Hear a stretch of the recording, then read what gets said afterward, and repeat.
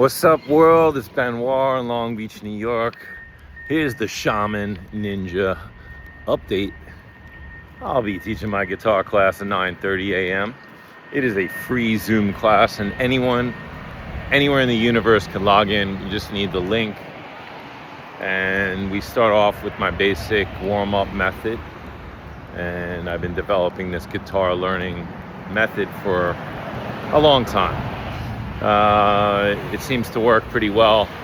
We go through some basic exercises and it's really pretty simple. So if you want to learn guitar, you want to learn guitar for free with myself, I've been playing for many, many years. Come on and join the fun. I am working on songs for September 1st, a tribute to 40 years of the Graceland album with Paquiti Kamalo, the bassist on the album, very world-renowned bassist, great guy. I met him years ago through Steve Adelson's Jazz Festival, where I used to go and listen to him at the library. Shout out to Steve Adelson for putting together such a beautiful, wonderful festival for so many years. And there were times when I couldn't even go because I would be teaching in my studio, and I would send students like George Ariza to go see him when George was in high school. I've been teaching in Long Beach for a long time, mentoring people, and I love African music. I remember the day Ray Sabatello was a substitute teacher in my history class, and Ray was somebody very influential in my life and many musicians' lives, including Kirk Douglas of The Roots, plays on the Jimmy Fallon Show, and many others.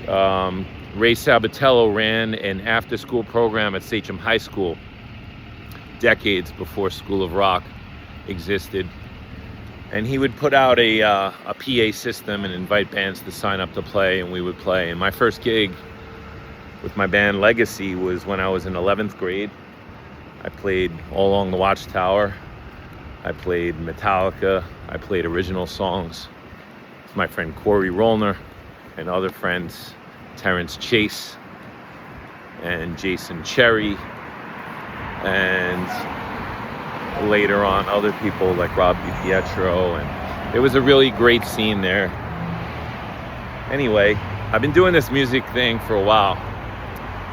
So Ray Sabatello came in and he said, "Hey, I'm your substitute teacher today for history class. Today we're going to be learning about African music." And he had a little boombox and he put on Paul Simon's Graceland album on cassette. He had just released the album recently, and I was totally into it. I loved it. I loved the music. Years and years and years later, I got into world music, ethnic music. I studied jazz at the University of Miami, and I got into Brazilian music and African music and Middle Eastern music and all kinds of stuff. I ended up moving to New York City, performing with a fusion artist named Pharaoh's Daughter. I worked at several record stores, HMV Music, Virgin Megastore. That was my main gig, was like selling CDs and listening to music and talking about music and meeting people. And I was always a very, very open person when it came to world culture and music and people. And I love all people, and I like finding out about their culture. I used to get a lot of criticism from my mom because my friends' names were Ronaldo and Ricardo and Ariodo and Mohammed and this and that, and too exotic for my mom. She just wanted Joe, Tom, Jane, Mary, Mike. That's what she was brought up in, that culture of, this is what's normal. And I was brought up, I would bring myself up into seeking, and that's where the shaman soup thing comes from, and the ninja noir thing. I lived in the Lower East Side, started reading books about Buddhism, and just always seeking. So, even this Sunday, I was teaching the kids in prep for this September 1st at Bright Eye Brewery. We're going to be playing the ukulele orchestra opening set with Paquiti, playing some songs from Graceland. And I had the pleasure of bringing him to town after COVID hit. During COVID, I had liked his page. Somehow we got into a conversation on the Facebook, and I asked if he would possibly play in Long Beach through me. This is at a time when the jazz festival was not happening. And we had met, taken a couple of selfies together. He knew who I was, I think. But either way, I developed a relationship with him, and I brought him to town. And we played at Arts in the Plaza. We played at Cabana. We befriended each other. He got to know my talent, and he invited me to play in Philadelphia with him. At that time, I was teaching little Paul Vivo. He was 8 years old, and he was asked to perform in Philadelphia with us as well as a guest. And that was really a beautiful time in my life. And the beautiful time in my life continues. This is even more beautiful now. So I also played with Bakiti at the Iridium for his birthday a couple years ago, and I played with him in Bayport with Jack LaCitra. I met Jack on stage in Philadelphia, Rodney Harris on drums, a whole bunch of talented people, horn players. I had a great time. And then Bakiti came to town. He worked with the D's Guys band that I created, and he played at Bright Eye. He worked with Run DMC at Bright Eye. I went to that show, and he invited me up on stage to play his bass on Blitzkrieg Bop, and the kids ended with Killing in the Name by Rage Against the Machine.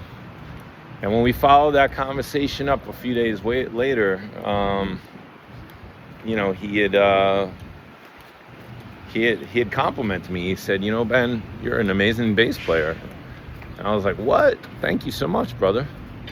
That was like one of the best compliments I ever received. He's such a nice guy.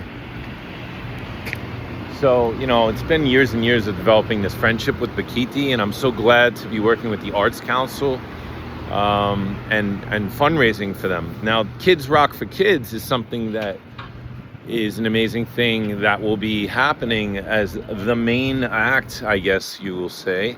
Bakiti will discuss some of his career and these really amazing, like School of Rock all-star type of talented kids. I believe it's a non-profit group, Kids Rock for Kids. And I saw them at the bitter end, and they were super talented, and I was blown away. So they're going to be playing a bunch of amazing hit favorites from Graceland, and you don't want to miss that. And there's some kind of African jam at the end, incorporating everyone. So September 1st, you can get your tickets $20 in advance. Here I am putting up a flyer. I'm going to be putting this up at Blacksmith Bread and get the word out. You'll see him around town. And I'm real excited. So this is a call to arms for any ukulele player in town to join the ukulele orchestra, 5 p.m. September 1st. That would be great.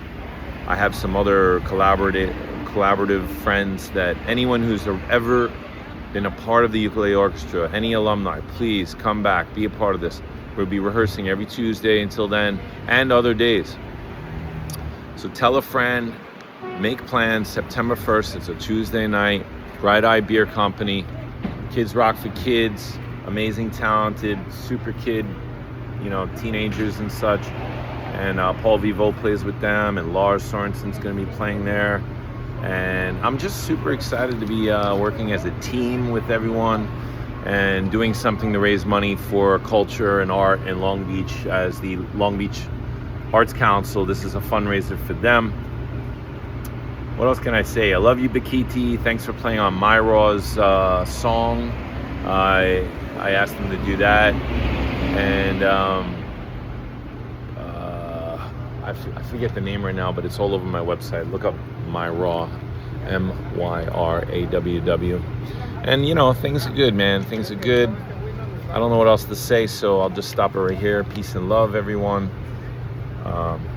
See you September 1st.